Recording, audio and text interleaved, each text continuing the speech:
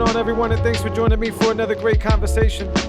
As always, I appreciate you guys. This next one is a really fun one because it's my fellow Spotlight Coalition members, and we were able to sit down together for the first time in one talk. Des from the Wellness Project with Des, which is an awesome podcast, accepted Spotlight Coalition as something she wanted to be a part of and help contribute to and build. So did my friend Adam, aka the Puffman, who has Chilling with the Puffman and a few other shows going on, also wanted to do that same thing. So even though we're different individuals and we come from different background and believe in certain things and our projects are different, we all align on one thing, and that's power to the people, to the creators, and being able to give them a leg up when they need it. I introduced to you guys Spotlight Coalition as it is and as it stands now in this really awesome episode. Hope you guys like it. Hey guys, thanks for joining me on the podcast. I was able to get, two of what I consider friends, but also co-creators in Spotlight Coalition Network.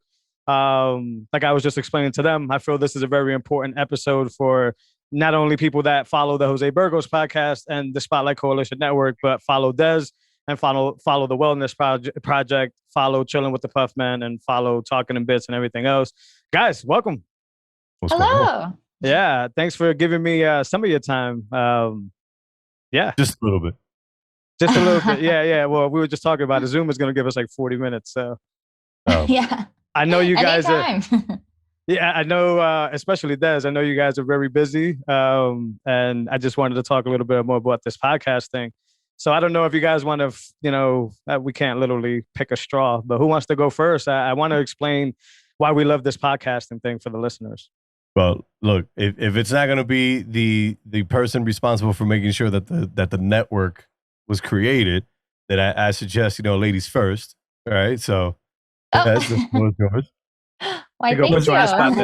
I will say this. Out of all of the shows available on the network, Des's show is probably the most serious and the one that touches base on the most serious of subjects. So, you know what? Go ahead, do your thing, Des. We'll start heavy and then we'll go lighter. Right. So hello, I'm Des, and I'm the podcast host of the Wellness Project with Des. I'm a mental health therapist, so I interview people, all different experts in the wellness spectrum. So I've interviewed chiropractors. I recently interviewed an exercise and fitness expert. I interview even energy healers. I interviewed a psychic one time. So anything having to do with wellness. I don't touch on spirituality like that much, but we do get into that as well. I just like to interview experts and even people with their own experience that are willing to open up about their mental health issues and their trauma. So that's my podcast. And actually this week we hit episode 50. Ooh, wow. Nice. Well, if we would have not been doing this on Zoom, I'm gonna take a jab at Zoom. If we would have been doing this on Skype, I would have been able to drop some air horns for you and some claps. But that's cool. Considering that we're doing this on Zoom, apparently Zoom is not a big fan of having external sounds coming through. So, but big ups to you. That's awesome. And maybe I can come on your show at one point in time and talk about my trauma, because I'm going through a whole lot of it. Oh, that would be great. You're welcome anytime. Absolutely. And, listen, I'm going to say that along with that, Des has a great show, but Des is a great interviewer. And I think that's very important. Yeah, when it comes to podcasting, because I remember personally going on your show, Des, when we talked about Derailed and all that stuff. And I mean, I was nervous as hell coming in, even though I know you, which is kind of weird, but I was nervous as hell. And you just pitched me the perfect questions that allowed me not only to get through the podcast, but to be able to feel like I knew what I was talking about. Does that make sense? Well, thank you. I'm glad that you felt comfortable. A lot of people say they come on being super nervous and then they leave feeling okay. So that's really good to hear. Yeah. That's the thing about, even I'm about 92 episodes in, and I have another podcast that I do. But anyways, I still get nervous. I think it's one of those things where it's pre-game jitters, like the athletes talk about. Yeah.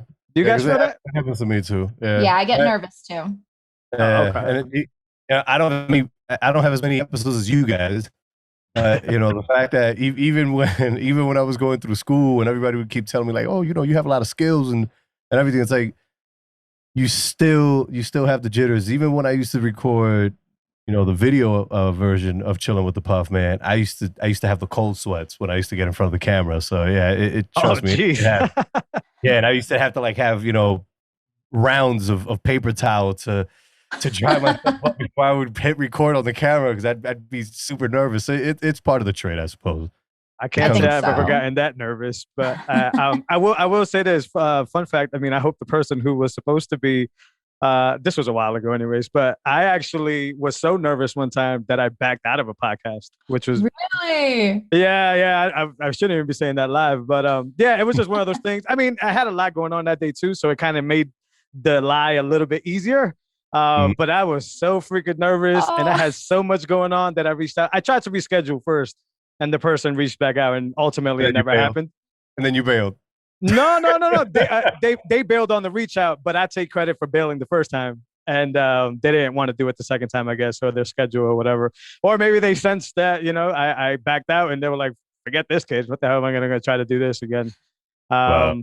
That was about like 40 episodes ago. So I'm proud to say that the fear doesn't conquer me that bad.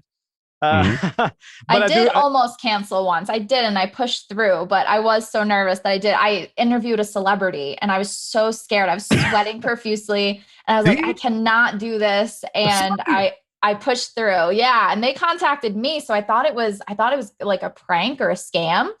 And they reached out to me saying they wanted to be interviewed. And I was like, this is a scam. This is fake. But no, it was legit. And I was panicking so much. I did almost cancel, but everyone was like, no, you have to do it. You have to do it. And I was panicking. Well, I'll tell you what, this conversation wouldn't be a conversation with the Puffman involved if I wouldn't prod. Do you mind name dropping? Oh, yes. So I interviewed Patty Negri, and she has a show on Wait. Run that back one more time. Who? Patty Negri. She has a show on the Travel Channel. Nice. Yeah, I remember you talking to me about that. Yeah. I can't believe you almost backed out of that, Des. You reached out to me excited as hell. I know. I was scared. I was like, this can't be real. Yeah. I don't know why either. What can go? I always tell myself, what can go wrong when this is not live? You can scrap anything that you record, and other people just tend to be humanistic, but not humanistic, but just human beings, and we forget about that. I do at least, and I get all worked up. And she was great. She was super nice, super chill, and it was a great conversation. And we talked before and after, so that really eased me. But I was so nervous for it. And I kept saying to myself, she's just a person like me and you. She's just very famous and rich is all. Okay, so not like me and you. You got this. Just yeah. She's not a peasant like me. No. Oh, like us. Damn. Come on, Des. Don't be taking shots at yourself. Come on, girl. No, see, but I bet you Des had the skill and the practical know-how to actually talk herself through it. Unlike me, who just immediately mentally just jumps off the cliff and just goes wherever the hell his mind wants to go. I did meditate right before and did some deep breathing, and I used some fidgets during the interview that help with anxiety. So I did use my coping skills. Okay. Wow. Her skills, okay. Sure. That's a first. Yes. Yeah. Sometimes I find it kind of ironic that I put together a book about, talking yourself off the ledge and getting back on track. But what I like to tell people is I struggle with this stuff every single day. That's why I was able to put something like that together, albeit if it was good or not. I still suffer through that stuff. I still have a hard time mentally coping with things. I have the butterflies for this one coming in, and I know you guys very well, so it's very weird, but yeah. Well, I'll tell you what, I guess I should have had a little fidget spinner somewhere around here because I've heard Des. And I'm like, damn, that sounds so professional. I went to school for this, but damn, geez, I only have 19 episodes or something like that. Not even. It's like these guys, yeah, it happens. It happens, I was 19 episodes not long ago. So I'm gonna have to hire you for a couple of sessions, girl. We're gonna have to talk off. No, listen, I'm telling you, for interviewing, it goes. I'm telling you, got to listen to Des's podcast and study the interviewing. The interviewing is spot on. I'm not even. Thank you. I'm not even blowing smoke up your ass or anything. I'm jealous of it because sometimes I don't know if you feel this, but sometimes I be talking to people and I can feel like I'm out of stuff to ask or out of stuff to care about. Yes. And then it's you're treading on water and you're just trying to push the conversation because maybe it's 20 minutes in and you're trying to get an hour out of them. Yeah. Have you ever been there? Yeah, well, I do. just let the interview. Some of my interviews are only 20, 30 minutes. Some are an hour. It definitely depends on the person. But for me, I don't know about everybody else or you guys, but I heavily research the people before I interview them. I read everything on their social media, their blogs, their websites, everything. And I actually come up with questions beforehand because I'm really bad at thinking of things on the spot. So if I have a guest and they're talking to me, I just kind of go blank. For some reason, my mind goes blank. I can't think of things on the spot. So I actually have a list of questions next to me that I could ask. And because I research like everything about them. That's why you're so good. That's the secret. See, I have to prepare. and you're smart. But I fall through this little line where it's like, I really want to capture human nuanced conversation. That's really big for me. Like since I made the change to the Jose Burgos podcast, it's like, look, if the person is high, if the person is drunk, if the person is whatever, feeling great, feeling down, that hour of that time, I want to capture that conversation exactly as it would come out, as if no cameras are in the room and nothing. Sometimes some people need that push, like the default questions. But you'd be surprised. Most of the time, you just ask one question and the rest just starts to unravel itself. And those are really cool. But the reason I moved towards that was my second point is because I used to try to do the questions and I suck at reading the question and coming back to the person. Like that multitask, I'm terrible at it. And then I'm a lefty, so my handwriting is absolute garbage. And I tried it in different ways. I've tried to like have a different screen up with like the notes on this side. Yeah. But I at the end of the day, I have to wing it. It's the only thing I know how to do. I think that's great, though. Everybody's so different and, we all do what works best for us. And I will just say my handwriting is so bad that I print my questions out. She keeps giving the gems up. There you go. Because I can't read my own handwriting. So. Yeah, I can't. Damn.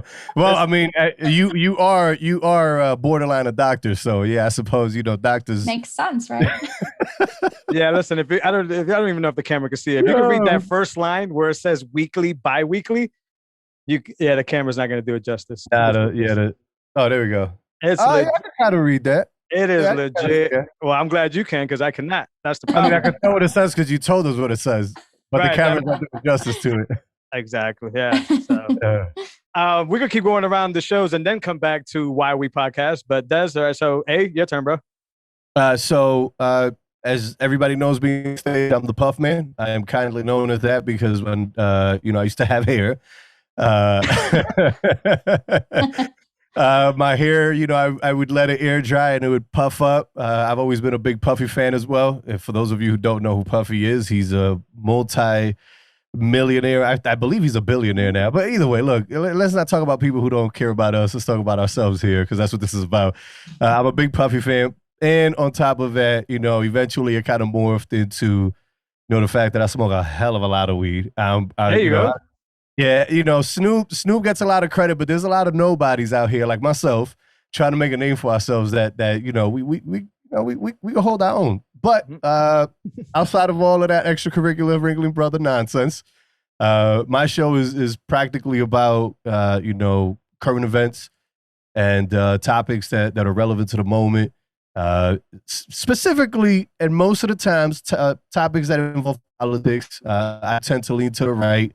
I tend to think of myself not as a Republican, but as a conservative, because you can be a conservative and not be, in any way, shape, or form, relegated to a party. In this case, the Republican Party. But more or less, I like to look at things from a paradigm, a perspective leading from the right. And I know for a lot of people, it seems to be weird because I'm originally from New York City. I'm from the Bronx. So, when you think of New York City, you think of, the gay parade, you think of a lot of left-leaning policies, you think about, a lot of left-leaning, lifestyles and things of that nature, which, I've always told Jose, the fact of the matter is that being from New York allowed me to be exposed to those things and allowed me to be understanding of the fact that everybody has a walk in life, you know what I'm saying? And essentially on my show, I tried to give a perspective from the right. I even catch people on the right off guard because you got to think, when you think of people, who are conservatives, you're not thinking about a pothead. So, my taglines are, conservative at heart, pothead at large. And that usually keeps people scratching their heads. Outside of that, I'm a huge video gamer. And like most, Generation Xers, millennials, And for the most part, you know, my show tends to have a wide scope of subjects, but like I said, you know, it's mainly politics. So if you're not into that, don't get me wrong. You know, I do drop gems here and there. I do have Jose come over and we talk about Bitcoin and things of that nature. But yeah, it's mostly politics. I don't know why, but I have an affinity for talking about things that are directly correlated to our daily lives, and you know, people who write policies, people who, you know, who work in DC and you know, pass laws that have, you know, an overwhelming either burden on us as individuals, as citizens, or, you know, or have the counter effect. You know, they give us way too much freedom. And sometimes, you know, too much freedom is bad too. But, you know, it's one of those things where I like to delve into those types of topics. And those are topics that usually, you know, people, you know, tend to shy away from because, you know, there's you know, sex, politics, and religion. Those are the three topics you should never talk about. I don't talk about sex on my show, but, you know, I do talk about politics and the like. So yeah, I would say that it's an eclectic mix, but it isn't, because as soon as you start listening to the show, you could tell that, you know what, this guy's off high, off his rockers, on that weed, and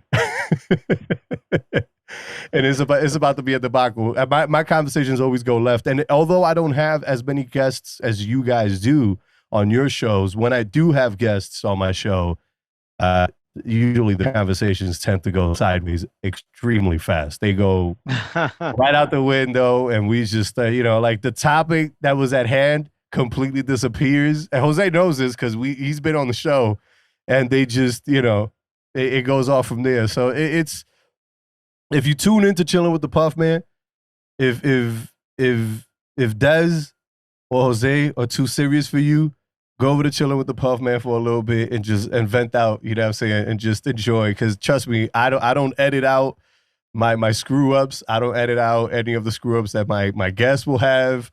Everything stays there for the record, and that's how I roll. I roll with the punches. So yeah, it's, you know. Plus, on top of that, the one thing that outside of the politics and the sports and everything else, you know, the current event topics, if you will, I'm real heavy on music.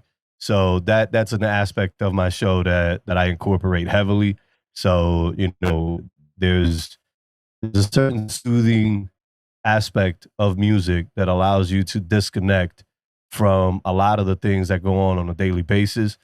And whether it's a grunge song, which I don't really rock that type of music that often on my show, but in general, just to keep it into perspective, you know, the reason why a lot of the folks listen to our shows is because, one, either they're trying to get information, two, they're trying to get information, or three, the most important, they're just trying to break away from everything. So it's either information or entertainment, right? So I usually try to be as entertaining as possible. Surely enough, I like to keep it, you know, in terms of information, I like to keep it, you know, strict to that. So like that, people don't think I'm wasting their time. Especially when it comes down to politics, you know, facts don't care about your feelings. That's the saying. But you know, for the most part, is entertainment. Is all entertainment. I want people to be able to disconnect. You know, so even if it's just for musical work, you know, I got two segments. You know, first puff and second puff, because nobody likes to chill with a pothead that puffs, and doesn't pass. So, you know, it's one of those things where in between the puffs, I like to have a little musical break, and throughout the whole breakup or makeup of the show, excuse me, I have a lot of music playing in the background to kind of help, you know, build that rapport with the audience. So yeah, it's one of those things where I hope everyone knows the following. If in fact you're having a rough day, Des is here to help you understand your feelings. Jose's got an awesome conversation with somebody all the time.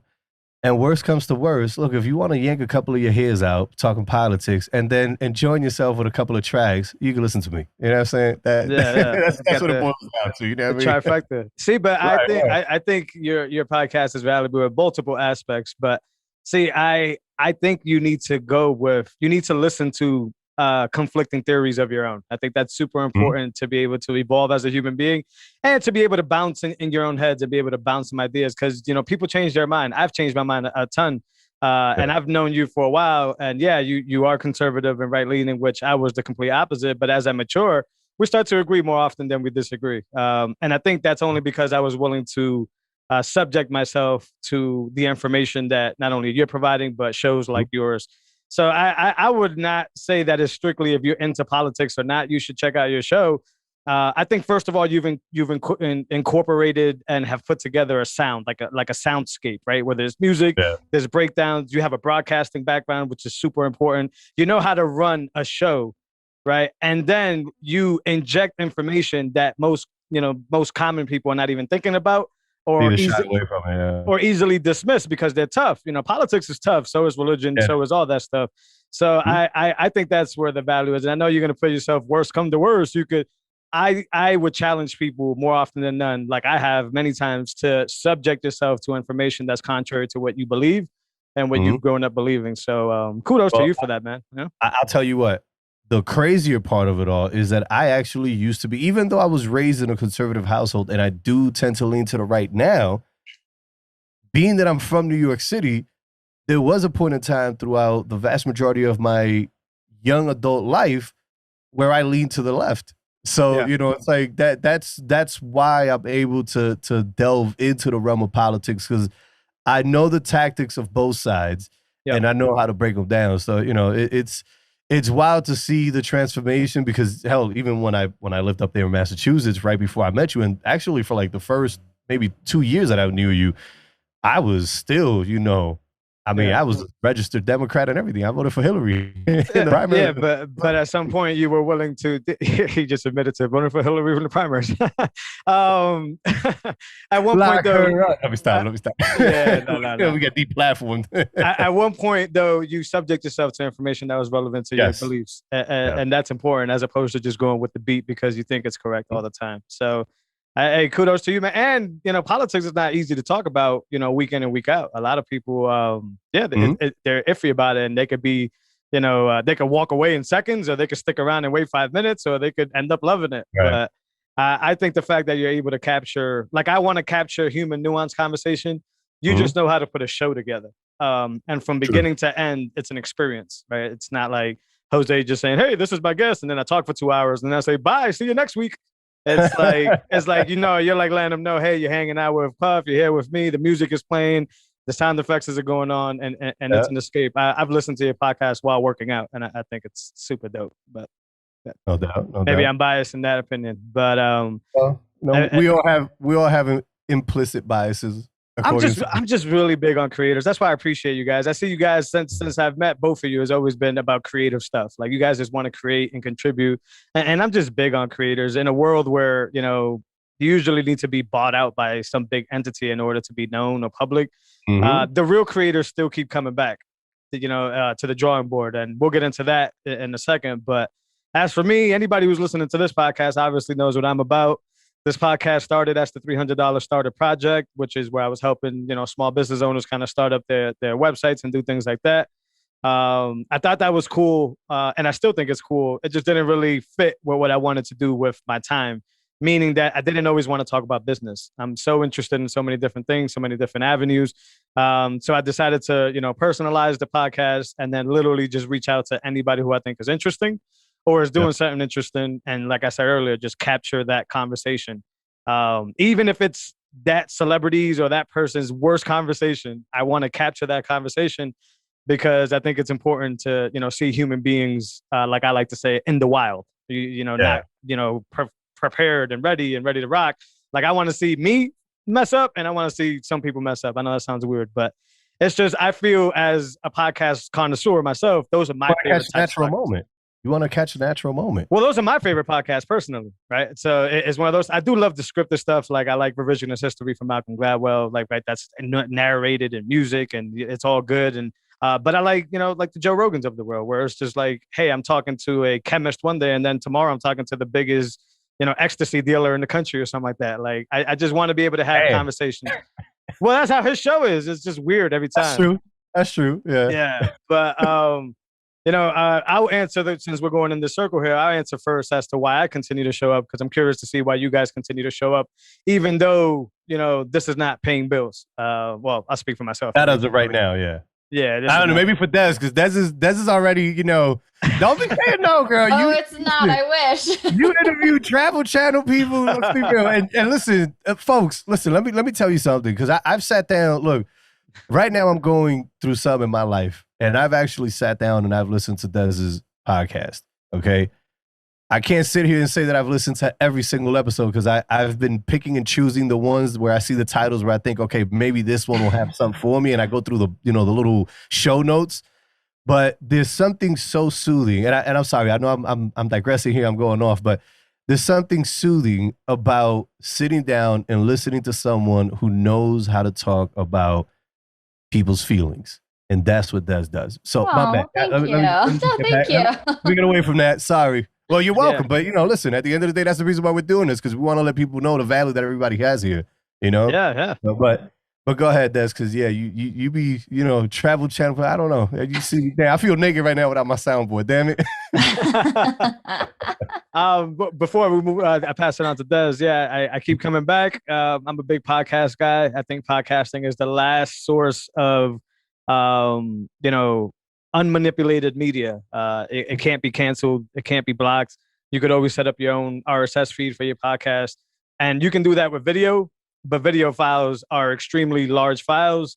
And I think, when we talk about censorship and we talk about worst case scenario, we definitely, audio is the medium which people can listen to any point in time and could traverse the world, as opposed to video where you need a computer and you need a good, strong internet connection and all these things. Right. But the underlining pinning of all that is the creators. I think there's creators in every avenue. I've had fantastic creators, but as we've been discussing, just like it's hard to paint the painting, it's hard to come in and week out and be able to interview people and be up for that and conquer fears and stuff. So I keep coming back because I believe in podcasting as a medium, and I believe in creators as a whole.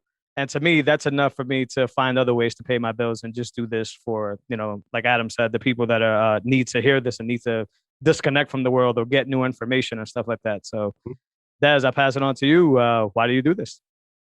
Yeah. So basically, like you, Jose, my podcast has gone through a shift and a lot of changes. I started out doing movie reviews because that's what I did in high school and college. I had a YouTube channel and I converted it to a podcast. And then it just, like you said, it just didn't feel right anymore.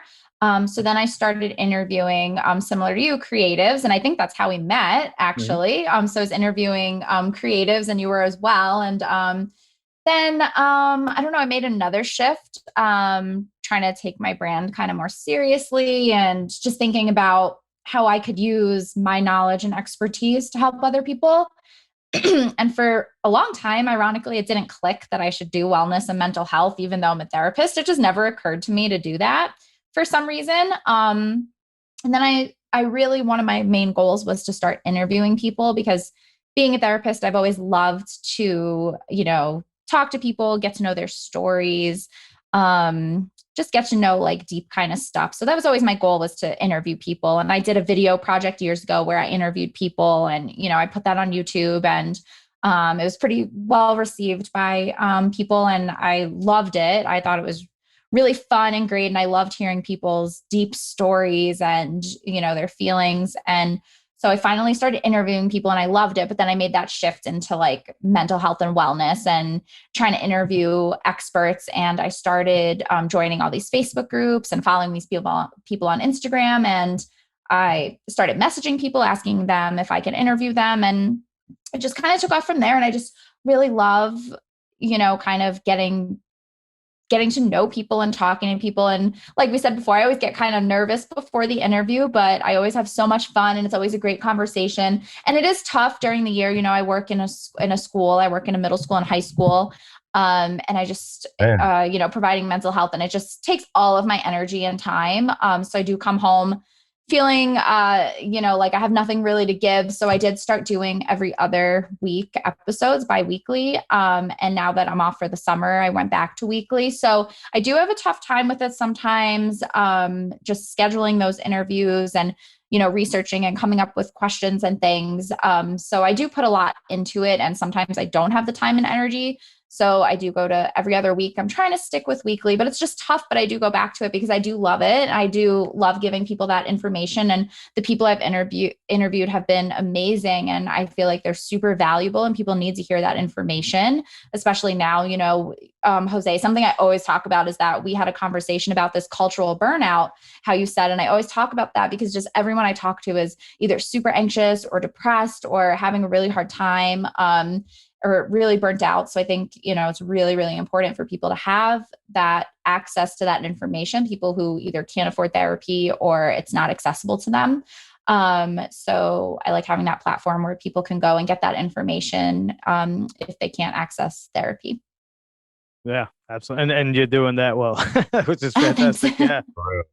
Yeah. So, hey, before we go to where you are, let's reset this conversation real quick. Yeah. And we'll be right back. Okay. Adam, I believe the question is yours now. Now you make me feel weird calling you Adam. I hate that. But anyways, it's like I've known you forever and I still have to think in my head, do I call him Adam or do I call him? No, man, you're Adam. Sorry, buddy. Puffman to you, damn it. Nah. Yeah. But why do you keep coming back to the drawing board every time for this podcasting thing? Oh my God. I love broadcasting. I mean, there's a myriad of things that I love doing, especially when it comes down to technology and things of that nature. But with broadcasting, quite frankly, there's, I don't know, there's a certain affinity towards it, It's not necessarily hearing my own voice, because when I got into this, I used to hate hearing myself. And now it's like I don't mind it, but what I really like is the fact that I know I have certain things that I can provide to this world, and unless I open up my mouth and I disseminate that voice out into the world, no one's ever going to know what I'm thinking, right? So I'm not big into writing, and unfortunately, God has gifted me, for those who believe in God or nature, whatever, I've been gifted with the ability to speak. So even though sometimes my speech can be straight out of a garbage can, for those, who may have delved into Chilling with the Puffman. Same here, man. That's where we grew up. Yeah, I don't know. It's, don't get me wrong, I'm not paying the bills right now with this, but I have so much fun when I get behind the mic. As soon as I hit one of these pads and I hear the intro for the show, I go into a whole different world. It's like I'm entering a different realm. I'm not even on this planet anymore. It's just me, the mic, my board, and the sound waves. And I can chew them sound waves. Like I can see the sound waves and see them almost like letters. It's really weird to explain. Actually, I'll explain it this way. If anybody who's listening to this has ever seen, there's I guess a bit of a documentary that was on MTV about Kanye West, and he used to paint when he was in college, and he would paint music as a painting. Well, when I see the sound waves coming through the software, I don't know. It's weird. Like I know without listening to it, I know exactly what I said, where I said it, just by looking at the sound wave. I could see where music came in. Like I know I'm gonna sound like a broken record here, but it's weird to explain how much I thoroughly enjoy this. But to say that I love it would be an understatement. So, in all of the years that I have doing this, I think for the most part, is not just the love that keeps me coming back to it, is the fact that I know I have a voice. I have certain things of value that I can disseminate out into the world. And whether it's politics or whether it's just a regular old mill, run-of-the-mill conversation, about sports or video games or whatever the case may be, I feel like there's an ability for me to eloquently state things that otherwise I would not be able to do it through any other medium. And podcasting, which personally, considering that, my background is in broadcasting, both television and radio production, I don't see podcasts as podcast. I hear people always saying, "Oh, you listen to my podcast." I'm like, no, you have a show. It's a show. I'm always telling Jose that, it's like, no, you don't have a podcast. That podcast thing is, that's 2003, 2004. That actually, it's a little more than that. It's like 2006, 2007. That's podcast. This is full on broadcasting. This is terrestrial radio still has a place, in everybody's lives, as much as some people despise it because of the ads and everything. But I think this realm provides, like you said at the top of the show, it provides folks with an ability to speak that would otherwise would have to be silent. Because unless you know somebody that knows somebody to get on a radio station, to get interviewed, or to be able to do the interviewing, you're going to get, excuse the language, but, to the fine lady that's in the room with us here, you'd get cock blocked, So, and I promised Jose that I would keep it PG-13 or PG, but, the whole thing is just, it's the ability to get behind the mic and talk. And once again, I don't, it's not necessarily like I like, hearing myself. It's not like I have an affinity, for hearing myself. It's not like I'm an egotistical, narcissistic person that just loves hearing themselves, right? I like talking. It's I don't know. It's nature for me, it's like, it's so natural for me to just get behind the mic and start talking. And that is specifically what keeps me, coming back. Plus, at the end of the day, I think in all reality, there's a weird symbiotic relationship between us as creators and the audience. Every time the audience comes back and gives you feedback, whether we're not making money on this now or, we end up doing this one of the 5 years and we end up not making any money, we still have an audience. You know what I mean? So we may not necessarily be the quote unquote podcasters that are raking in, $3,000 a week, with just 2 shows a week. But, at the end of the day, we do have an audience, and that audience for the, whether we like it or not, or whether they like it or not, they love us and we love them, and that's really, that symbiotic relationship is the other half. It's not just the fact that I like to talk and that I love it, right? Those two, those are like 25, so that's 50. And then the other 50 is the audience. I come back for them. I love knowing that when I get behind the mic, there's a slew of people out there that could either be hearing me or could be tuning out. But either way, in order to tune out, they have to be listening to begin with. So they still got to listen to me. So, that aspect is that's one big chunk of it, although it only makes half of it. That big chunk is the main reason why I keep coming back. It's because of the audience. I love being in front of an audience. I love the performance. And in all reality, that's what we're doing. We perform. Every time we record, we're performing. I'm a bad actor then. I know I put that in like a lot of words, but yeah. No, I'm a bad actor then if we're entertaining. But no, I agree with you a lot. The radio, I think what kills me is because podcasts have ads too. But and then on-demand society. Those are the ones that make the $3,000 a week, because they have ads. Sure. I think most importantly is the on-demand aspect of society now. It's like, look, I don't have to be at the radio station 7 a.m. to get the morning report or whatever that stuff. I could catch the morning report at 3 p.m. while I'm having my coffee or whatever the heck. I think that's why it's, very important. You're right, though. The audience is everything. Obviously, we don't like talking to ourselves, and we love the feedback. Yeah, but this culture just needs at their time. They need the information when they want it. And when they, get to it, they need everything, the entertainment, whether you have like a comedy show or they need all that stuff whenever they can get to it. Everybody's so busy. Like Des said a little while ago, just burnout culture. Everybody's just all over the damn place. So I think it's super important. What is it? Everybody is so busy nowadays, right? Like when you look at our grandparents' generation, not that I'm trying to date anybody here, I'm probably the oldest one in the room, but either way, the whole thing is that, when you look at our grandparents' generation, I actually got to watch my grandparents, most of them got to live in farms, and don't get me wrong, the farm life is pretty, it's very excruciating. You got to wake up at 4 o'clock, depending on what kind of farm you're running or whatever. But, for example, myself, I have parents that come from a small little island down in the Caribbean called the Dominican Republic. And I've been able to travel down there, and life down there is at least during the times that I got to travel down there, it was pretty blase blah, and to say blase blah, what I mean by is that, it was extremely chill, I'm saying? Yes, they had a lot of things to worry about, but at the end of the day, it's not like now where, the average run of the mill person has a meeting at X hour. but then the kids if they have kids, they gotta get picked up from daycare.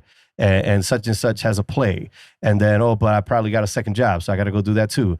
And then, the commute. And then there's more commute. And then some more commute. And then before you know it, you're at the house. But then there's stuff that you got to do at the house. So, it's like there's all these different levels of complexity to everybody's lives nowadays that, like you said, it's not necessarily, it's not necessarily, I have to jump on at X hour, otherwise I'm going to miss it.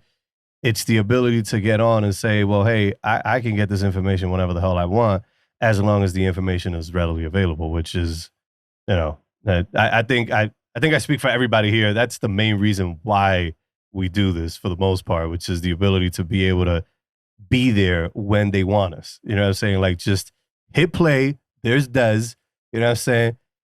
Hit play, there's Jose, hit play, there's the Puff, man, and it's not specific or pertaining to a specific time and place during the daytime. It can be anytime. Yeah.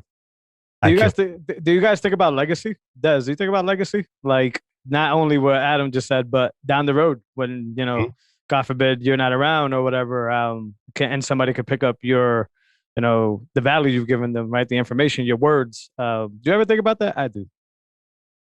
I don't actually. My mom recently asked me, because my family's like very religious and I'm not. And my mom recently asked me, do you think of the afterlife? Do you think about death? Do you think about God? And I'm like, no, never. I don't know why. I just like really try to live. I just try to live like day to day. And I don't really, I don't know why that stuff just doesn't really cross my mind. Yeah. I think about maybe it's because I got kids too, but to be as like, say that, yeah. Yeah, I just have like, cats, so. Yeah. Well, listen, you got a guitar back there. I don't know. Maybe that may be your legacy back there. It's not even mine. Okay, well, I was about to say you need to start putting some riffs on her.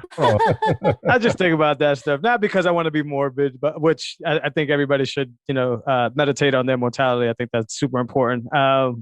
Just to know that this ain't infinite, but yeah, just I write for my kids. I try to do the podcast, and I always tell myself, which I should have wrapped up into why I keep coming back. It's like, all right, well, look, nobody may be listening, and maybe 0 people, which is not. Shout out to all the listeners, I love you. But at the same time, the thought of me, and whether this happens or not, I can't control. The thought of my kids being able to hear my voice and hear my conversations and hear the stuff I'm interested in and hear my wacky ideas, hear my growth and hear my change long after I'm gone, I think will serve them very well in their life. And once again, they may not listen to it at all and say, forget this dude, I want to hear him. Yeah. But I like to think that, if not all my kids, then, some of my kids will be like, hey, when I'm bummed out, when I need that push, when I need, quote unquote dad advice, or when I need to just hear him, I could just hit play and these files will always exist. I think about that stuff. I just made it morbid. But I will say I take it from like a different perspective because I guess you can think of it as legacy, but so I work with teens, right? So I'm always talking about kind of the internet, the risks of the internet, and be careful of what you post. What was that? Nothing ever dies on it. Yeah, exactly. Because what you post on it does become your legacy. I mean, from now on, any politician that runs, you talk about politics, you're going to find pictures of them when they're kids and teens and videos. And, and I think that in a way, the internet is our legacy. Everything that we post will be on here forever. And that's something that, people should think about. Yeah. Yeah, that's absolutely correct. Yeah. See, I didn't think about the politicians, but you're right. There's going to be some crappy photos going around in the next 20 years. Oh, yeah. All their videos on TikTok as teens dancing and stuff. It's all going to be on the news. And this is no, go ahead. I just said nobody ever thinks about that stuff. Everybody's just rolling with it. Yeah. It's kind of weird, but yeah, I didn't. I just think about my kids all the time. Like I still have both my parents, and I'm thankful for that. But I would like to think like if my dad were to pass away, I would love to hear his voice. Whenever I need that comfort or whenever, and then there's that whole thing where at some point you need to let go type thing, and that might just keep recouping back the feeling. But no, just the thought that the person never dies, just the same way you pick up a book from 1,000 years ago and that, person's narrative never dies. You can learn from it.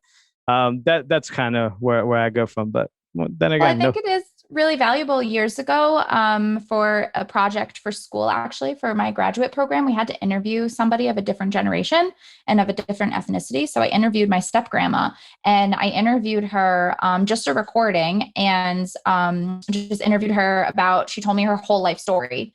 And then, a few years later, she passed away, and I have this whole recording of her life story on my computer. So I put it on, CDs and whatever, and gave them to my step aunt and my stepmom. And, now they have this recording of their mom's life story in her words, in her own voice. And I think that was really powerful, and really, I love that I have that and that I did that interview. I think that was really special.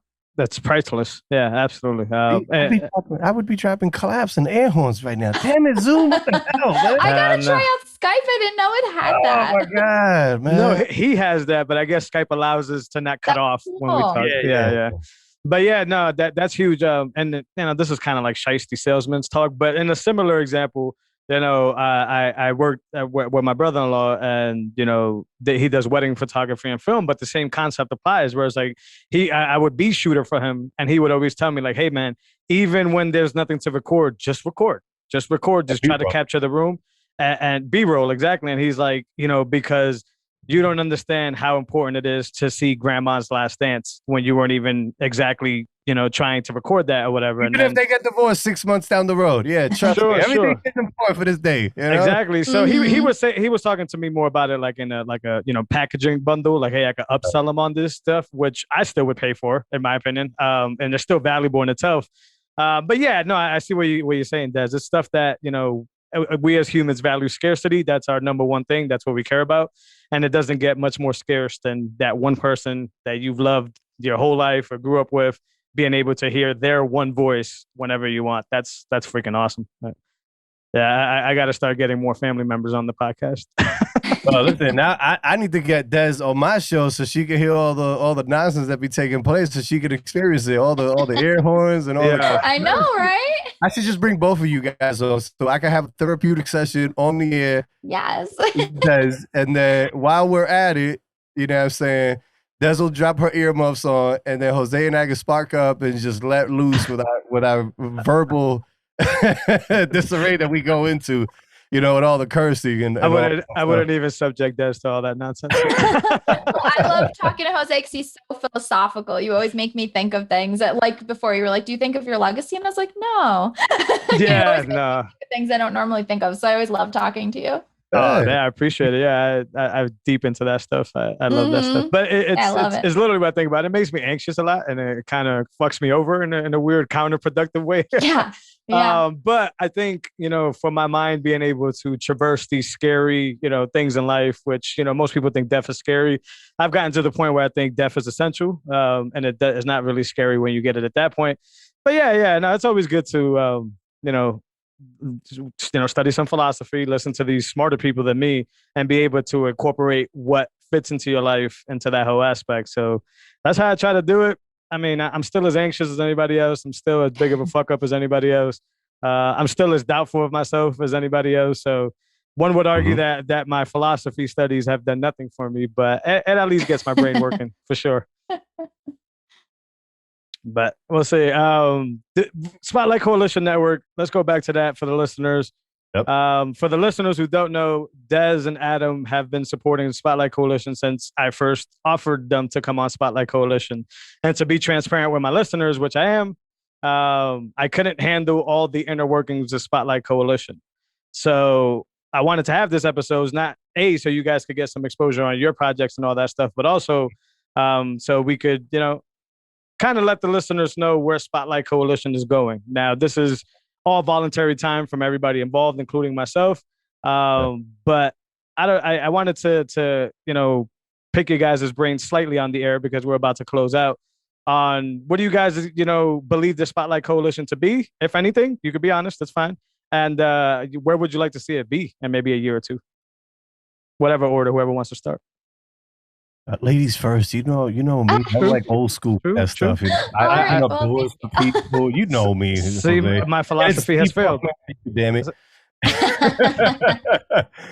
All right. Ladies Well, first. I'll take a stab at it. So, I was really excited when you presented me with the Spotlight Coalition because I think it can become a really powerful network. And, just the way that you explained it to get all different creators on here, and you even talked about like musicians and things, just different people, different creatives coming together and, building a network where people can come to and find all these awesome podcasts. And, we could all help each other and have have these amazing guests and suggest guests and ideas. And I think that things are much more powerful when you work together. And, I think a part of podcasting is, especially if you're not interviewing people, is it's kind of isolating if you're researching people and marketing and, if you're writing the blogs or, the show notes or whatever, like it's everything you're doing by yourself. Editing takes hours and so I think working together and building a network with all different people and collaborating, I love collaborating with other people. So that's always exciting to me. So I think that's really great. Bringing something into collaboration and brainstorming and working together to something that's usually really solitary. Oh, yeah. Oh, well, listen, I guess I'm going to go next, right? Because I opened up my mouth and I was like, yeah, ladies first. All right. Yeah. Now your turn. Better deliver. So to me, the Spotlight Coalition, and to be fair, and as Jose said, completely transparent with the audience, for those who are in my audience, I was gone from the game for a while. I had been talking about, creating something new. I wasn't really looking to bring back Chilling with the Puffman because to me it was like a failed experiment. It was a video format at the very beginning on YouTube, and it was solely just about video games and all this other stuff. But when Jose brought up the idea of doing something like this, where as you said, Des, it's a compilation of different things, right? So it's not just a network of people talk about finances or philosophical thoughts. It's, I mean, for the love of God, you have Jose who does a show where literally he can be sitting down with damn near almost anybody and everybody, on any given time and have all types of different conversations. We have your show where, if you're not careful, I'm gonna tell you right now, guys, you better have that box of Kleenex because you gonna get deep into your emotions, and Des is gonna break you down, and she gonna, what I'm saying, she gonna let you know what your options are in life as to where you need to go, what you need to be doing. But and then you have me, which it's one of those things where you never know what you're gonna get with me. Like I had somebody tell me, oh, you're like the Jack in the Box. All you have to do is just wind it enough and boom, there comes the Puff Man. But when Jose brought up the idea of doing the Spotlight Coalition Network, the reason why I jumped on board with it was because not only was it going to be an avenue for me to be able to come back into the fold, which I was already trying to do, but it was going to serve as a platform that was going to allow me, yes, meow. It's my cat, Lily. No, listen, that's fine. It was going to, is it she or he? They're agreeing. She's agreeing with me. God damn it. She is. She's excited. Spotlight Coalition fan right there, damn it. The whole thing is just, the ability to reach out to people, to have people involved that really want this to go somewhere, because it's easy to tell somebody, oh, yo, let's do a network, and then it kind of just goes, the way of the dinosaur, never really picks up. But every time I go to the website and I see our shows on there and I intro my show and I'm letting people know that, this show is brought to you in part by the Spotlight Coalition Network, that's an affirmation of the fact that we are, in fact, trying to build something from the ground up. And whether there's going to be people who are going to, agree with it, people who are not going to agree with it, people that are going to make fun of it, people who are going to enjoy it, people who are going to, whatever the case may be, it's something that we are part of its inception, and we are the ones who are going to be responsible for watching it grow. So, if it takes off, it was all on us. If it doesn't take off, it was all on us. So, Was on Jose, but I don't know because all right. Well, I do get where you're coming from with that, right? Because that's what I mean. I kept everything kind of close knit. I didn't speak to you guys as much as I wanted to. I didn't give you guys as much as information as you guys should have had on the goings of the network or whatever.